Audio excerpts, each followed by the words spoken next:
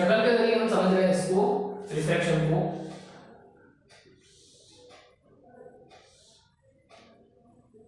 फर्ज कीजिए ये वास्ता एयर है, ये ग्लास है,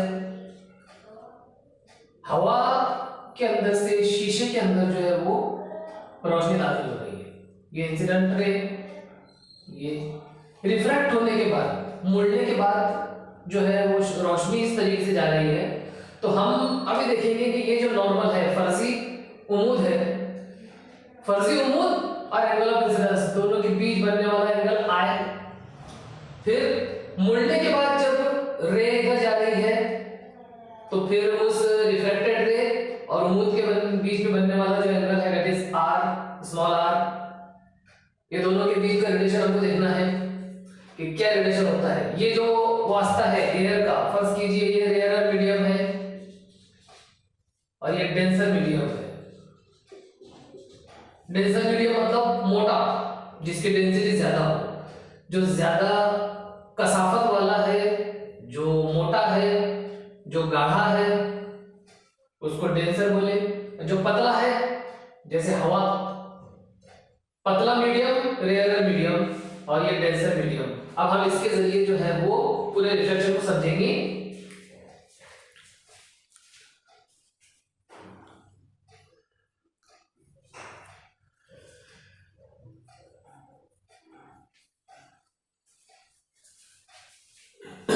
देखिए हमारा पहला उसूल क्या है। हमारा पहला उसूल, हमको पहला कानून ये बोलता है कि जब रोशनी जो है वो एक मीडियम से दूसरे मीडियम में दाखिल होती है तो उस वक्त एक एंगल ऑफ इंसिडेंस बनता है, एक एंगल ऑफ रिफ्लेक्शन बनता है।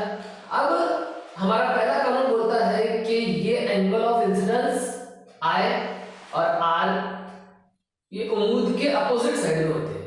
मतलब आई अगर लेफ्ट साइड में रह रहा है तो आर जो है वो राइट साइड में रहेगा। दोनों उमूद के अपोजिट साइड में रहेंगे और ये रिफ्लेक्शन का पहला कानून है, उसका जो पहला उसूल है। जब भी रिफ्लेक्शन होगा इसी कानून के तहत होगा। पहला कानून ये है। दूसरा कानून हमको बोलता है कि कभी भी sine I upon sine R, sine I upon sine R ये कांस्टेंट होता है। मतलब एंगल ऑफ इंसिडेंस का अगर हमने साइन लिए और एंगल ऑफ रिफ्लेक्शन का साइन लिए तो साइन आई को अगर हम साइन आर से डिवाइड करेंगे तो ये जो निस्बत है ये निस्बत हमेशा कांस्टेंट रहेगी, मुस्तकिल रहेगी। इस मुस्तकिल को नाम भी दिया गया, इसको कहा जाता है refractive index. Refractive index, refractive index. अब देखिए हम आगे देखते हैं।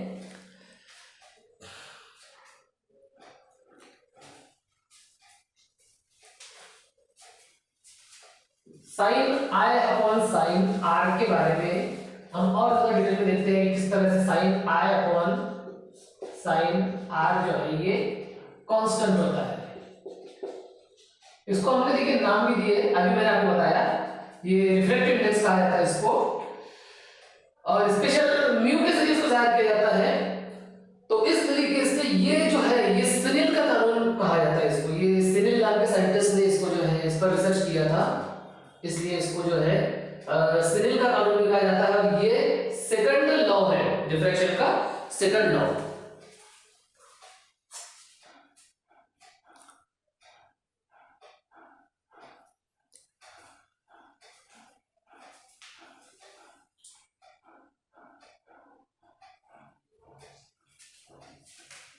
तो देखिए इसके बाद हम ये देखते हैं कुछ रूल्स है।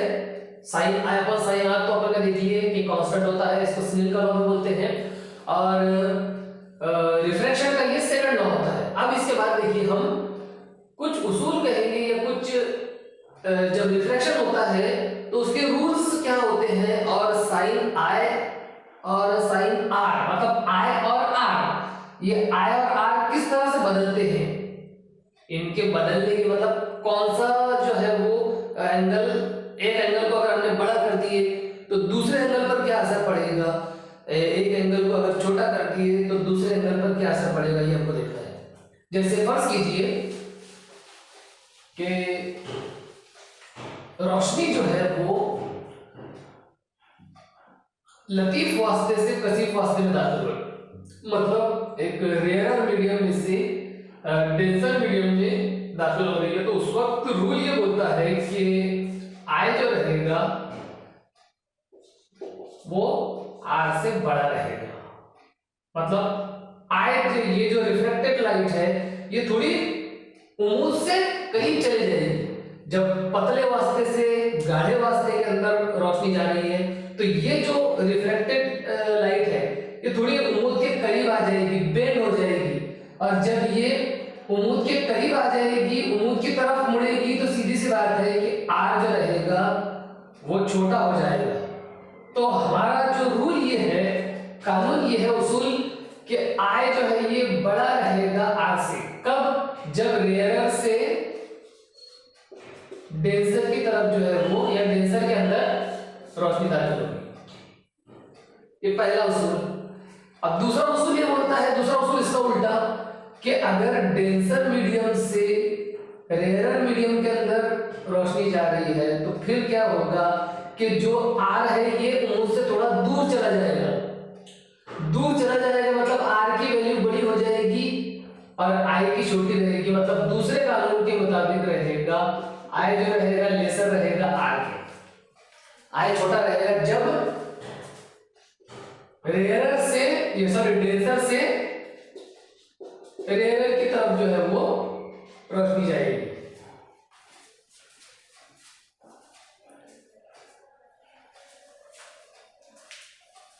इस तरीके से जो है हम उसूल, दो उसूल देखे हमने। फिर तीसरा और आसान उसूल यह है कि रोशनी अगर किसी तरह का एंगल नहीं बना रही है, वो नॉर्मल के ऊपर ही बिल्कुल आ रही है, सीधी सीधी अगर रोशनी आ रही है तो फिर उसके अंदर किसी तरह का बेंड नहीं होगा।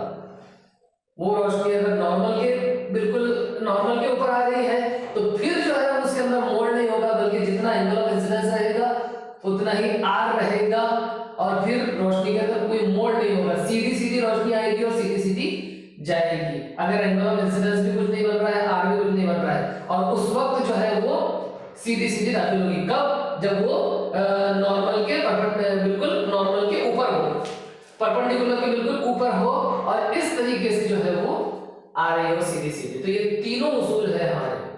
अब देखिए इसके आगे हम देखते हैं।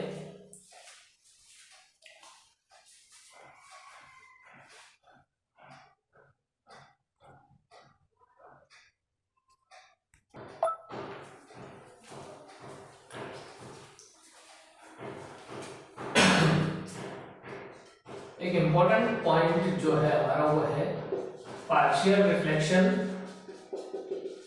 और टोटल रिफ्लेक्शन।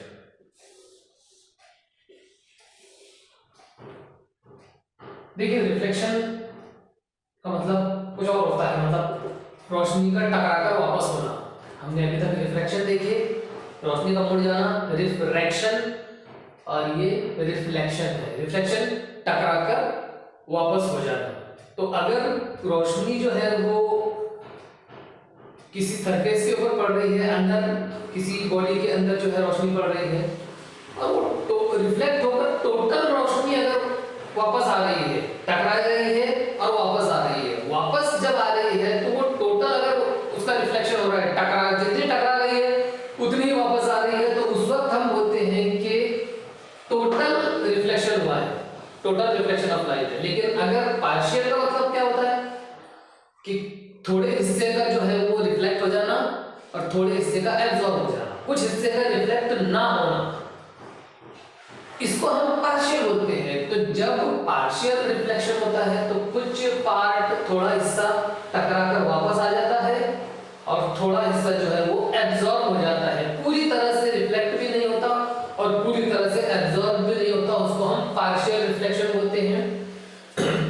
और उसके बाद एक और कंसेप्ट हमारे सामने है, that is dispersion of light. Dispersion of light, रोशनी का बिखर जाना, उसका अपने जो कंपोनेंट कलर है, जैसे हम जानते हैं कि रोशनी जो है वो अलग अलग कलर्स उसके अंदर शामिल है, तो वो जो उसके कंपोनेंट कलर है, उस कंपोनेंट कलर के अंदर जो है वो उसका बिखर जाना, उसका डिवाइड हो जाना, ये कहलाता है डिस्पर्जन ऑफ लाइट। डिस्पर्जन का मतलब होता है बिखर जाना, मुंतशिर हो जाना, बिखर जाना।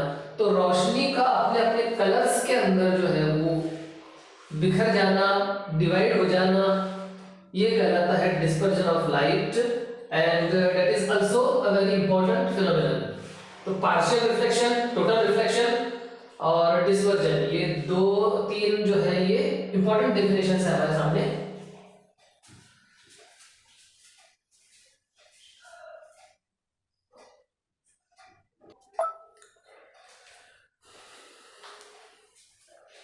देखिए तीनों उसूल जो हमने देखे अभी, वो तीनों उसूलों को इस फिगर के जरिए हम ज्यादा बेहतर तरीके से समझ सकते हैं। मतलब तीन रूल जो हमने देखे अभी, हमारे रूल ये है, या उन तीनों रूलों को समझने से पहले हमको जो है वो ये फिगर जो अपने माइंड में रखना पड़ेगी। और ये फिगर के जरिए हम तीनों रूल को कैसे समझेंगे? देखिए सबसे पहले तो रोशनी जो है, हम एक शुआ के जरिए, एक रे के जरिए इस पूरे फिनोमेनन को समझ रहे हैं। देखिए रोशनी की एक शुआ जो है वो हवा वास्ता है, एक ग्लास है, शीशा, शीशा है, बाहर हवा है। अब ये हवा एक पतला वास्ता है, रेयर मीडियम है, और ग्लास जो है शीशा ये मोटा वास्ता है, डेंसर मीडियम है। अब रोशनी की ये जो रे है ये हवा से ग्लास के अंदर दाखिल हुई, ये परपेंडिकुलर नॉर्मल हमारे सामने मौजूद है। अब देखिए एंगल ऑफ इंसिडेंस बन गया I, एंगल ऑफ रिफ्रैक्शन बन गया R। हमारा पहला उसूल क्या बोलता है हमको कि जब रोशनी रेयर मीडियम से डेंसर मीडियम में दाखिल होती है तो उस वक्त जो रिफ्रैक्टेड रे है वो नॉर्मल की तरफ बेंड हो जाती है। मतलब नॉर्मल की तरफ जो है वो थोड़ी झुक जाती है, उसका झुकाव या उसका जो मोशन है वो मुड़ जाती है। नॉर्मल की साइड में जब वो मुड़ जाती है तो R छोटा हो जाता है, यानी एंगल ऑफ रिफ्रैक्शन छोटा हो जाता है, और ऐसी कंडीशन में I बड़ा होता है, R छोटा होता है। पहला रूल हमारा ये है, और ये उस वक्त हो रहा है जब रेयर मीडियम से डेंसर मीडियम में जो है वो दाखिल हो रही है। जब हमने इस पहले रूल को समझ लिए तो दूसरे रूल को समझना आसान है। दूसरे रूल के अंदर जो है इसका उल्टा होता है, जब डेंसर मीडियम से रेयर मीडियम में जाती है रोशनी तो R बड़ा हो जाता है। मतलब जो रिफ्लेक्टेड रे है ये नॉर्मल से थोड़ा दूर चली जाती है, दूर मुड़ जाती है, तो R बड़ा हो जाता है और I छोटा होता है। तो हमारे लिए उसूल ये है, दो उसूल के रेयर से डेंसर में जा रही है तो R छोटा हो रहा है, और डेंसर से रेयर में जा रही है तो R बड़ा हो रहा है। किसके मुकाबले में बड़ा हो रहा है? I के मुकाबले में। तो इस तरीके से एंगल ऑफ इंसिडेंस और एंगल ऑफ रिफ्लेक्शन के बीच का हमने रिलेशन देख लिया। अब देखिए क्या होता है तीसरी कंडीशन में, जब वो सीधी सीधी आ रही है, नॉर्मल के बिल्कुल सीधा सीधा पैरेलल आ रही है, बिल्कुल सीधी आकर जो है वो खड़ी है परपेंडिकुलर नॉर्मल, तो उस वक्त जो है उसके अंदर कोई मोड़ नहीं होगा, बल्कि सीधी सीधी आएगी और सीधी सीधी जाएगी। किसी तरह का एंगल नहीं बन रहा है, एंगल ऑफ इंसिडेंस और एंगल ऑफ रिफ्लेक्शन भी नहीं बन रहा है, सीधी आ रही है और सीधी जा रही है। तीनों उसूल हमने देख लिए।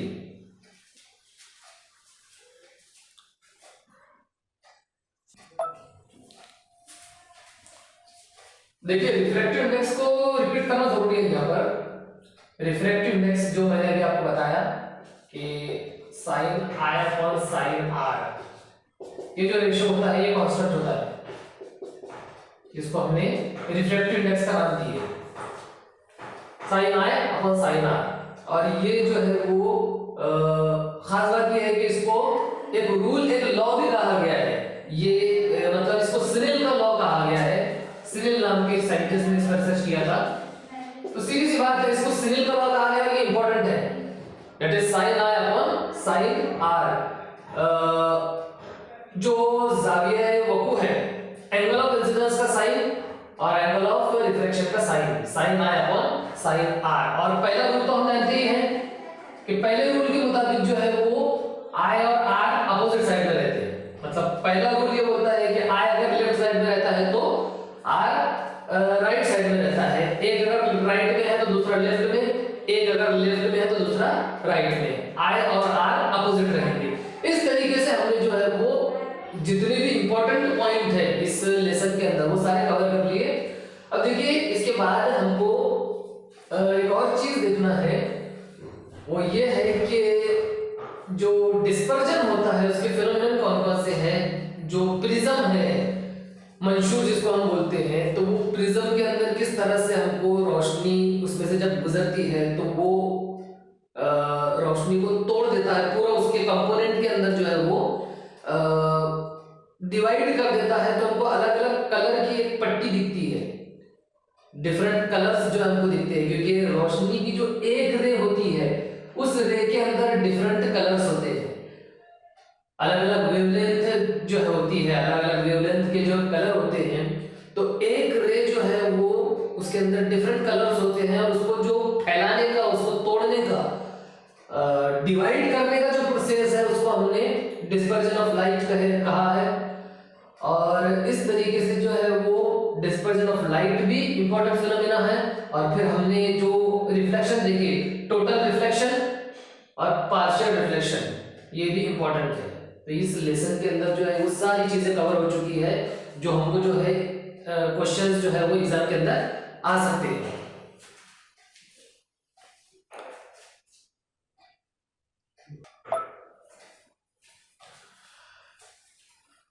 अब देखिए आपको यहाँ कुछ कांस्टेंट दिए हुए हैं रिफ्रैक्टिव इंडेक्स के। कांस्टेंट क्या होते हैं, जैसे हवा का रिफ्रैक्टिव इंडेक्स क्या होता है, एयर का रिफ्रैक्टिव इंडेक्स कांस्टेंट होते हैं ये 1.0003 ये होता है हवा का रिफ्रैक्टिव इंडेक्स। उसके बाद वाटर का जो दिया हुआ है 1.33 दिया हुआ है, ये भी कांस्टेंट होता है। मतलब sine I upon sine R की वैल्यू, वाटर की 1.33, आइस की 1.31 और अल्कोहल की 1.36। अब देखिए ये जो रिफ्रैक्टिव इंडेक्स है इसमें हमको ये वास्ते तो दिए हुए हैं कि भाई एयर का जो है वो 1.0003 होता है, वाटर का 1.33 होता है, लेकिन इसमें दूसरा मीडियम कौन सा होता है? तो इसमें दूसरा मीडियम नहीं होता, बल्कि ये इसका जो कंपैरिजन किया गया है, जैसे हमको मालूम है कि दो वास्ते, एक वास्ते में से दूसरे वास्ते में जो है रोशनी जा रही है तो उसके हमने रेशो देख लिया sine I upon sine R. लेकिन इसके अंदर जो है हमको कंपैरिजन वैक्यूम के साथ किया गया है, यानी खला के साथ, इन वैक्यूम के साथ जो इसका कंपैरिजन किया गया है। मतलब दूसरा वास्ता ये वैक्यूम को लिया गया है। वैक्यूम में से अगर एयर में आ रही है, यानी एयर और वैक्यूम दोनों को लेकर जो है वो रिफ्रैक्टिव इंडेक्स मालूम किया गया, तो वो आता है 1.0003, वाटर का 1.33, उसी तरह से अल्कोहल का 1.36। ये वैक्यूम के साथ जो है जोड़ी बनाकर इनका जो है वो रिफ्रैक्टिव इंडेक्स मालूम किया गया है, एयर का, वाटर का, आइस का और अल्कोहल का। ये सारे कांस्टेंट है, मुस्तकिल कीमतें हैं इनकी।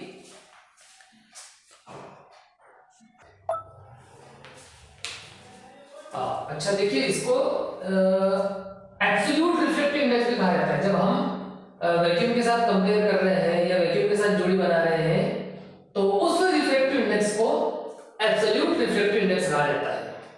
और ये बहुत इंपॉर्टेंट है, ज्यादातर जो है ये एग्जाम के अंदर जो है वो पूछा जाता है, क्योंकि ये सेकंड लॉ भी है और इसकी डेफिनेशन भी बहुत इंपॉर्टेंट है। उसके बाद देखिए हम एक इंपॉर्टेंट चीज देखते हैं, वो हमारे सामने मौजूद है, इट इज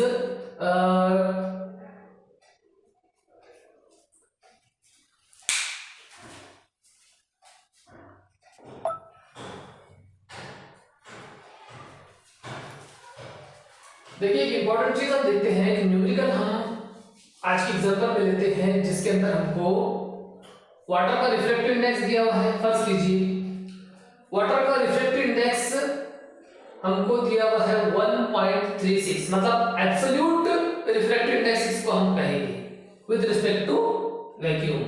अब देखिए अगर पानी का रिफ्रैक्टिव इंडेक्स 1.36 है और वेलोसिटी ऑफ लाइट वैक्यूम के अंदर अगर रोशनी की रफ्तार 3 × 10⁸ मीटर पर सेकंड है तो उस वक्त हम रोशनी की रफ्तार को वाटर के अंदर मालूम करेंगे। पानी के अंदर जो है वो रोशनी की रफ्तार क्या रहेगी, मतलब v2। तो देखिए फर्क हमने वैक्यूम के अंदर वेलोसिटी ऑफ लाइट v1 ले ली है, दैट इज 3 × 10⁸ और फिर हमारे पास जो फार्मूला मौजूद है रिफ्रैक्टिव इंडेक्स का, रिफ्रैक्टिव इंडेक्स के हिसाब से जो वेलोसिटीज है उनका रेशियो होता है v1/v2, मतलब small n is equal to v1/v2। अब देखिए इसके अंदर वैल्यूज रखने के बाद जब हमने वाटर के रिफ्रैक्टिव इंडेक्स की वैल्यू रखी 1.36 इज इक्वल टू 3 × 10⁸ ये v2 की हमने जो है वो साइड चेंज करके उधर लेके गए और उसके बाद जो हमने इनका कैलकुलेशन किए, मतलब जब हमने जो है वो 3 × 10⁸ इस क्वांटिटी को डिवाइड किए 1.36 से, क्योंकि 1.36 यहाँ पर आ जाएगा डिवाइड के अंदर। जब हम 3 × 10⁸ को डिवाइड करेंगे 1.36 से तो हमारे पास वैल्यू आ जाएगी 2.21 मल्टीप्लाइड बाय 10⁸। और ये जो है ये सादा कैलकुलेशन हमको ये बताएगा कि किस तरीके से v2 मतलब वाटर के अंदर, पानी के अंदर जो है लाइट की वेलोसिटी होती है 2.21 मल्टीप्लाइड बाय 10⁸ मीटर पर सेकंड। इस तरह से अगर हमको एक वैल्यू दी जाए, एक वेलोसिटी दी जाए और रिफ्रैक्टिव इंडेक्स दी जाए तो हम इस फार्मूले के जरिए से, जो फार्मूला हमारे पास मौजूद है दैट इज n = v1/v2, तो इस तरीके से दोनों वेलोसिटीज में से कोई एक वेलोसिटी को हम मालूम कर सकते हैं। ये बहुत इंपॉर्टेंट है क्योंकि हमने जो है रिफ्रैक्टिव इंडेक्स के जरिए v1/v2 ये रेशो भी जो है मालूम कर लिए हुए हैं। तो इस तरह से न्यूमेरिकल जो है वो हमारे को आ सकते हैं एग्जाम के अंदर, जिसके अंदर कुछ वैल्यू दी रहेगी और कुछ हमको मालूम करना पड़ेगा।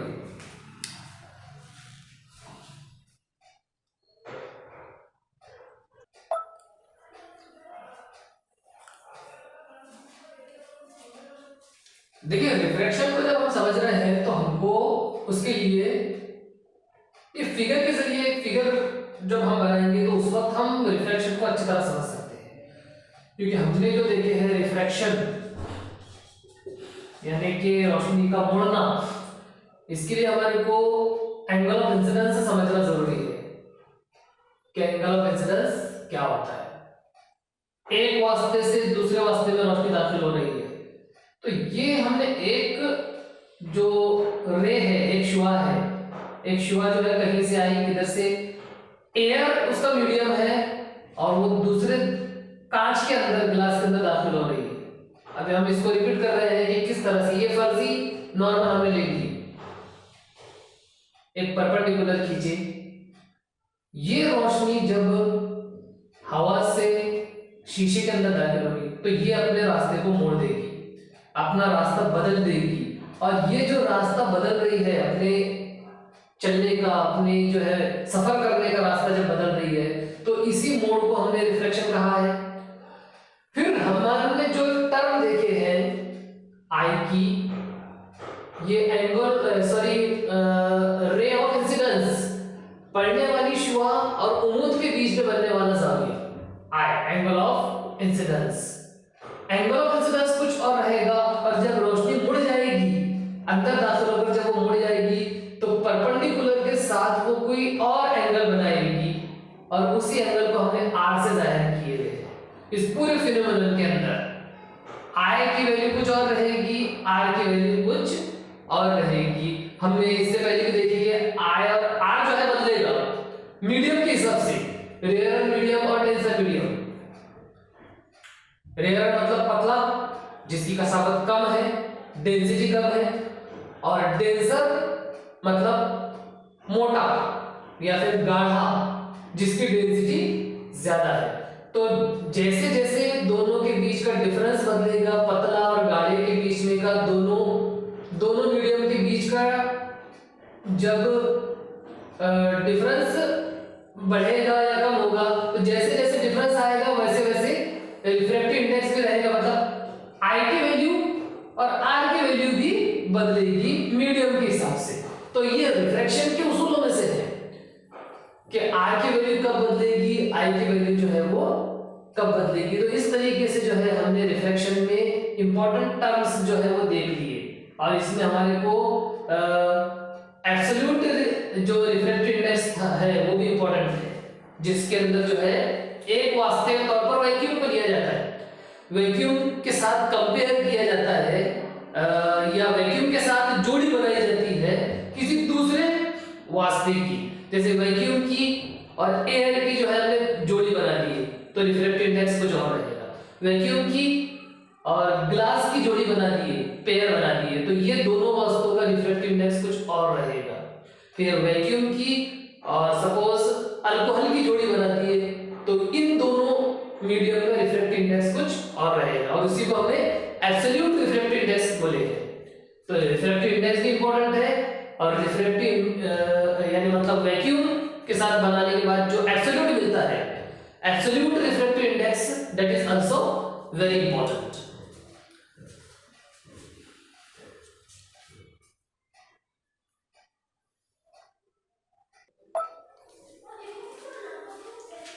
देखिए डिस्पर्जन ऑफ लाइट के बारे में हम देख चुके हैं कि किस तरह से जब लाइट का जो है वो डिस्पर्जन होता है, मतलब लाइट रे जब किसी चीज के अंदर पड़ती है तो किस तरह से अपने कंपोनेंट कलर के अंदर जो है बदल जाती है। जैसे मंशूर जो होता है, प्रिज्म जो है वो रोशनी को तोड़ देता है।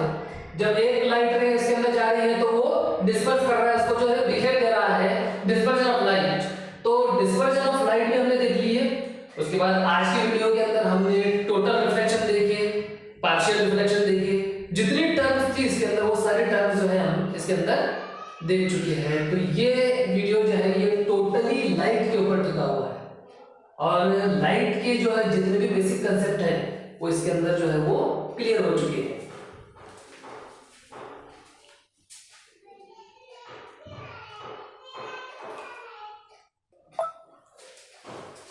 देखिए रिफ्लेक्शन और रिफ्रैक्शन में थोड़ा हम फर्क देख लेते हैं। रिफ्लेक्शन और रिफ्रैक्शन, क्योंकि आज हमने अभी जो देखे हैं पूरा वीडियो हमारा इस रिफ्रैक्शन पर टिका हुआ था, मतलब रोशनी का मुड़ जाना, और रिफ्लेक्शन होता है रोशनी का टकराकर वापस हो जाना। वो रिफ्लेक्शन के उसूल हमने इससे पहले के वीडियोस के अंदर देख चुके हैं कि किस तरह से शुआए वकूफ और शुआए मुनक्किसा होती है, वो मुद के अपोजिट साइड में होती है। उसके बाद आई और आर की वैल्यू इक्वल होती है। रिफ्रैक्शन के अंदर भी हमने देखे हुए हैं, रिफ्रैक्शन में भी मिलते जुलते उसूल है। इसमें भी ये है कि जो परपेंडिकुलर है वो परपेंडिकुलर के जो है अपोजिट साइड में ये दोनों होते हैं। अगर आई जो है आई ये लेफ्ट साइड में है तो आर राइट साइड में रहेगा। रिफ्लेक्शन में भी और रिफ्रैक्शन में वैसे होता है, लेकिन बेसिक इसके अंदर डिफरेंस जो है वो ये होता है कि रिफ्लेक्शन जो है वो रोशनी टकराकर वापस आ जाती है, वो किसी सरफेस से टकराकर वापस आती है, लेकिन रिफ्रैक्शन में वैसा नहीं होता, बल्कि वो मीडियम के अंदर जो दाखिल होती है, एक मीडियम से दूसरे मीडियम में दाखिल हो रही है, और फिर ये हो रहा है कि अपने रास्ते को थोड़ा मोड़ रही है, अपने रास्ते को बदल कर जो है वो आगे बढ़ जा रही है। तो ये बदलना, अपने टर्न हो जाना, अपने रास्ते को बदल देना, इसी को हमने रिफ्रैक्शन बोले हैं। और आज का जितना वीडियो हमने देखे हैं ये पूरा वीडियो इस रिफ्रैक्शन के ऊपर ही टिका हुआ है। इसके अंदर सारी जो है वो इंपॉर्टेंट टर्म्स आ गई है। आपको अगर ये वीडियो पसंद आता है इसको ज्यादा से ज्यादा शेयर कीजिए।